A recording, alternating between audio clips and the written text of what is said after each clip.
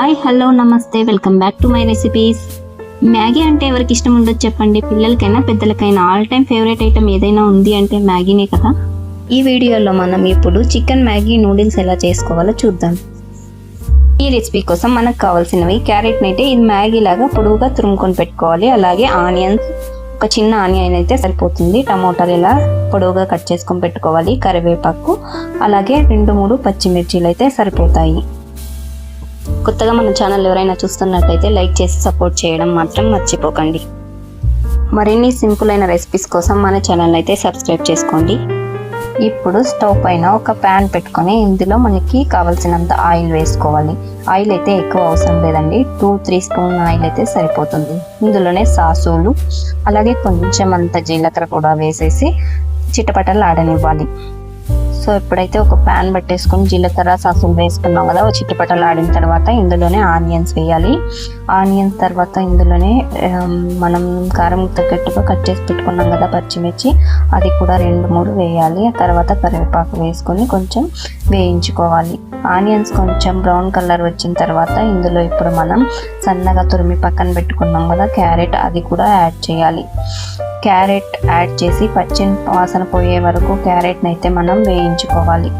Carrot పచ్చి వాసన పోయిన తర్వాత అయితే ఇందులో మనం ఇప్పుడు టమోటా ముక్కల్ని కూడా యాడ్ చేయాలి. టమోటా అయితే నేను ఒక హాఫ్ తీసుకున్నాను, తక్కువ క్వాంటిటీ మ్యాగీ చేస్తున్నాను కాబట్టి ఎక్కువైతే మనం ఎక్కువ క్వాంటిటీలో అయితే తీసుకోవచ్చు.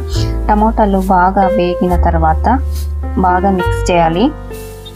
ఇలా మొత్తం మిక్స్ చేసి కలుపుకొని పచ్చి వాసన పోయే వరకు వేపుకోవాలి. ఆ తర్వాత కొంచెం అంతా ఉప్పు వేస్తున్నాను నేను. ఉప్పు అయితే చాలా యూజ్ చేయట్లేదు, పిల్లలకి తక్కువ క్వాంటిటీలో ఉప్పు అయితే పెడతాను నేను కాబట్టి.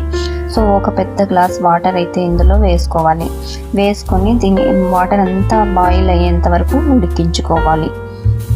వాటర్ మొత్తం ఇలా బాగా బాయిల్ అవుతూ ఉంటుంది కదా, అప్పుడు మనము చికెన్ మ్యాగీ నూడిల్స్ని అయితే యాడ్ చేసుకోవాలి. నేనైతే ఇలా పీసెస్గా వేసుకుంటున్నాను, మీరు లేకపోతే డైరెక్ట్గా కూడా అలాగే వేసుకోవచ్చు. సో దీన్ని అయితే మనం ఇట్లా బాగా మిక్స్ చేసుకోవాలి. బాగా మిక్స్ చేసి నూడిల్స్ అంతా కొంచెం హాఫ్ బాయిల్ అయిన తర్వాత మనం ఇప్పుడు ఇందులో మనకి మ్యాగీ ప్యాకెట్లో వచ్చి ఉంటుంది కదా మసాలా, అదైతే ఇప్పుడు మనం దీనికి యాడ్ చేసుకోవాలి.